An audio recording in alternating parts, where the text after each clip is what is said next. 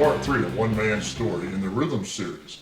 If you haven't seen parts 1 and 2, please go back and watch them first. Hello, my name is Rick Hazelwood. I want to thank you for joining me to hear about how God got my life back into rhythm when it seemed that He and I were not playing from the same sheet of music. You see, even though I'm a follower of Christ, that doesn't mean that I get a free pass from the challenges of life. Sometimes it appears to be quite the opposite. In the first 2 videos of this series, you heard about the miracles that were performed after I was involved in a horrific automobile accident. With that, God was gracious enough to teach me will, determination, and faith by allowing me to struggle through parts of my rehabilitation. He was also merciful by engaging others to help me in my rehabilitation. Thank you, Pastor Chuck Crocker, for being obedient to God and helping me to work through learning to use my left hand to play guitar again. I believe that God was preparing me for the challenges that I am facing now. While closing the shop at work in the wee hours of the morning on May 17, 2016, I started having trouble catching my breath. As I was closing the entrance to the gate to the truck dealership that I worked at, I felt as if the wind had been knocked out of me and I couldn't get it back. I had ridden my motorcycle to work and was even having difficulty holding it up. I thought that I was just having an extreme springtime allergy attack, and I thought the ride home in the cool night air would help. It didn't really seem to help, and it kind of had me a little bit worried. I wasn't worried enough though to leave my Harley parked outside of John Randolph at 2 a.m. though, and I made the decision to pass by and head on home. I managed to feel better once I got home, so I went about my routine and I settled in to get some sleep. Later that day when I was getting ready for work, the breathlessness hit me again. Only this time it was in full-blown respiratory stress. And I couldn't hardly breathe at all. My wife Tina called 911 and they sent an ambulance to take me to the ER. Even with oxygen, I was still having trouble breathing. And during that hospital stay, I was advised that I had severe emphysema, COPD, and asthma.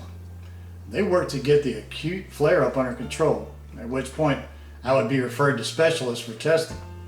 I thought, okay, let's get this testing stuff done so I can get back to work. Well, testing didn't go very well, and my primary care physician said that I would be out of work until at least August 25th. With all the bad news they were giving me, it was at that moment that it started to sink in that I probably would never go back to work again. That hit me extremely hard, because I'm one of those guys that really loved what I did for a living. This is the profession that I had been in since I was in high school. I remember telling my dad I couldn't believe that they paid me to turn wrenches. Later in life, I used to joke that a bad day of work is still better than a good day being unemployed. It was hard, but I finally realized that my body just couldn't take the stress that my job required. And it was better to retire and try to enjoy the life that I had left. And fast forward about a year and a half, and throughout that period, I was told I only had a couple of years left. I had gallbladder surgery, more and more testing, and a couple of hospitalizations. I was still floating along, not knowing what the next day would bring. But we had been praying that God would lead us through all of this. On January 31st, 2018, I had another lung function test and an appointment with my pulmonologist. He told us that now was a good window to start the lung transplant process and that he could get that going, but it may be a while before they'd be able to work me in. Within 5 days, I received a call from UVA Transplant Center, and by February 14th, they already had an appointment set for March 15th. Wow, that was really fast. And by the 23rd, I received my packet from UVA with testing materials and transplant information. March 15th rolled around, we headed to UVA for my first visit.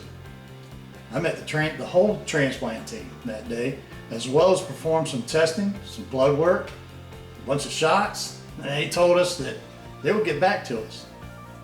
The very next day, UVA called back to see if we wanted to go forward with the pre-transplant testing. They also told us we were way ahead of the game at this point. But this is another one of those times that we knew God had cleared the path ahead of us. Well, throughout this time, before all of the bulk of the testing began, I also had cataract surgery on both eyes. This was a blessing in itself because I've had to wear glasses or contacts since I was 21 months old. Without them, I literally could not see about 4 inches in front of my face. The surgeon told me that with that level of myopia, he wasn't sure exactly what to expect. I knew that everything would work out and my eyes would be normal again. Once again, God showed up and did his thing. Wouldn't you know it, I could see out of both eyes and only have to wear glasses to drive or watch TV. Not only that, but another surgeon that specializes in retina repairs was watching me for a torn retina. He re-examined me after the cataract surgery, and he showed me where my eye had repaired itself. He was amazed. We told him that God had repaired my retina, and he agreed that God had repaired it better than he could have himself. That was pretty amazing, God. Throughout April and May, I had a barrage of testing performed on me. From CTs, x-rays, ultrasounds, heart catheterizations, a ton of blood work, function tests, psychological exams, the list goes on and on. We would go for about a week at a time. And it turns out that the rest of me was in pretty good shape except for being overweight. Finally, those rounds of testing were done. My case was turned over to the Transplant Review Board. They approved me for a double lung transplant in a period of a little over 3 months. This process normally takes quite a bit of time to muddle through. That's okay. God arranged things in his time and at his will. He wasn't done yet. You see, most people use about 80% of their lung capacity. They have 20% left in reserve for when they get exerted. Turns out that at that point in time, I only had about 20% lung capacity left. Well, since May of 2018, being on a transplant list meant that I would be required to have regular visits at UVA for testing. Well, as time passed, my lung capacity numbers dropped. And at one point, I only had 17% left. Most people with these numbers have to use oxygen even when sitting down. I was only having to use oxygen when I was exercising or walking. We've been told numerous times that I would never get any better and would continue to deteriorate. Well, once again, God had other plans. Did I mention that we were still praying for healing in whatever form that would be? Well, it turns out that my lung function and walking test numbers started climbing.